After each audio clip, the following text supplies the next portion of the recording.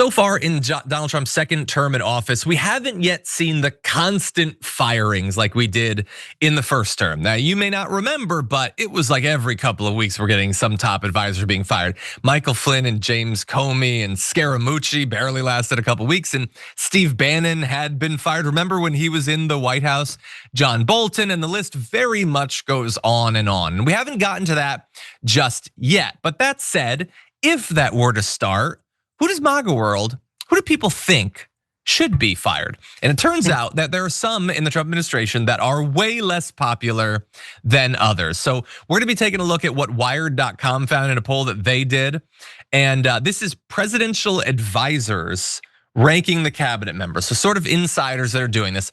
At the top of everyone's list, apparently, everyone they talked to was either Howard Lutnick or Pam Bondi. None of these advisors wanted to talk about Jeffrey Epstein, but his ghost kept showing up in their rankings. And you might think, okay, I sort of get Pam Bondi. Like she kind of set off the whole Epstein thing by announcing that they were shutting it all down. Although I would say, like, why are you so mad at Pam Bondi for doing what Donald Trump obviously told her to do? That's weird, but okay, so that's Pam Bondi. Well, why would Howard Lutnick have an issue with Jeffrey Epstein? Isn't he the guy pretending to not know how tariffs work?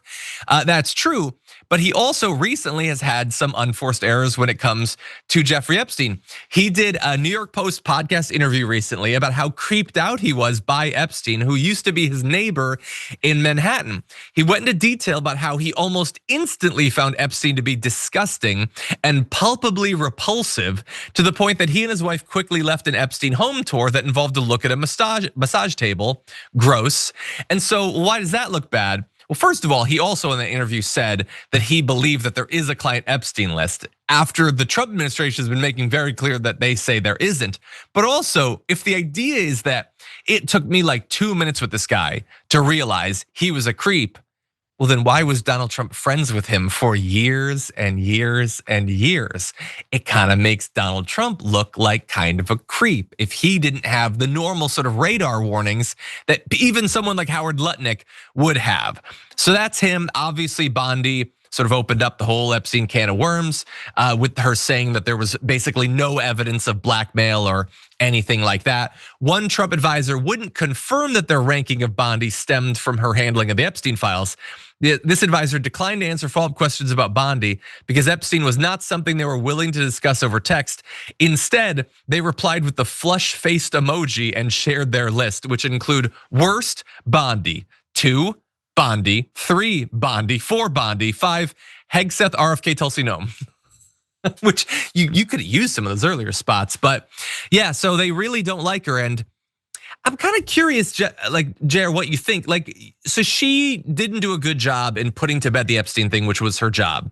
But other than that, hasn't she kind of done everything that Trump has wanted? Like, whereas RFK, like he's talking about circumcisions and Hegseth is, doing all of his Hegseth stuff. Like, I don't understand. And Noam is doing all of her cosplay. Why Bondi in particular? It's weird. I think it's weird because I was pointing out, I was just writing down Bondi and Lutnick, the two people that are first on the chopping block. They're telling the same lies that Donald Trump tells. She's literally doing his bidding. She said in her confirmation hearings that she was not going to do his bidding. She had that hearing last week with the oversight where she looked horrific and was just attacking folks with her notes scribbled down of the ways that she's going to personally attack the specific Democrats that she figured would come after her with all the lies that she tells. So she's doing everything that Trump would do, and angrily the way that he wants them to do it. But this is where people always, I think, cross Donald Trump, is they do his bidding and then he still goes, I'm so upset with you, because he still gets caught up and busted in his lies. And he's too detached from reality to realize, bro, it's your fault. So it's always gonna be someone else that's gonna land on them, because JD Vance is the same way. He doesn't get the same kind of leniency that Donald Trump gets for telling the same openly ridiculous lies. When he tells those lies, people go, that's interesting. And instead, when they tell those lies, they go, man, why would you say something like that? They never connected to, at least from people asking the questions, and point out, you're telling Donald Trump's lies. Why is Donald Trump lying about this? Because it's obvious that you're his mouthpiece. It's actually a really bad spot to be in, to work with and for this guy, because he's rabidly stupid. And then you have to then be rabidly stupid. Yeah. And you get caught up in it instead of him. Yeah, yeah, it's like the classic thing that like you do what the mission was, and then you get punished for the mission because you will never have the shield around you that he Yeah. has. And so she has done that. It's what's interesting is Kristi Noem, you'd think would be getting a little bit more of the trouble because like his polling numbers on immigration are way down. Okay, more than half of those polls saying he's gone too far. Has she done anything really that he hasn't, or not even that he's directed her, but like Stephen Miller? Like, why is she and Stephen Miller not getting more criticism when they have been tanking him on his core issue? Howard Lutnick is supposed to be the defender of tariffs and all that, him and Besant, and that obviously hasn't been looking very good for Trump. So you'd think they'd be getting a little bit more of the criticism, not so much. RFK Jr., of course, had all his weird stuff with Tylenol, but Trump seems to have really glommed onto that. So I guess that can't hurt him in Trump's eyes when Trump is making himself a part of it. I would also just point out, we should have mentioned this in the Trump health thing earlier. In Trump's little Walter Reed checkup that he got the flu shot. He also got the COVID vaccine, which I have heard is a death trap, man. You suddenly die. Your heart just pops in your chest from that. Weird that after all of that and bringing in the anti-vax guy, all that he's done to gut the vaccine advisory boards and all that, Donald Trump still gets the vaccine. Weird. It's almost like he doesn't believe it at all. It's almost like he doesn't care what happens to the health of you or your kids or your neighbors or whatever. Herd immunity could be gone out the door. He's still gonna get the vaccine because he knows he's not one of the rubes. He's not one of the dumb peasants that he cares so little about. Weird how that works out.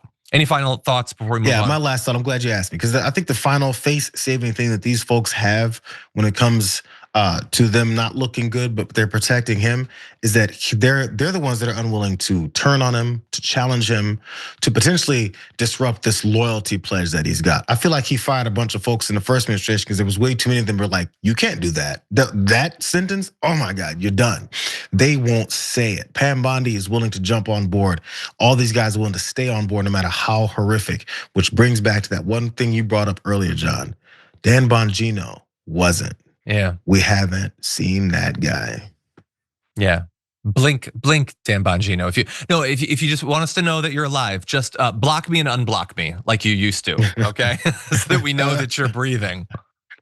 What a loser. If you enjoyed that, then make sure that you never miss another video by subscribing. And if you want a little more, consider hitting the join button and becoming a member. So you're probably wondering, why would I do that? Well, when you do that, you get access to bonus content that I make every single week, and it's a lot of fun. You get custom emojis and more. If you join at tier 3, by the way, you even get access to a monthly member hangout with myself. And you'll get all that going forward, but you'll also unlock years of the back catalog that is literally 100 or more bonus clips and top 10 lists and debates and more. So what are you waiting for?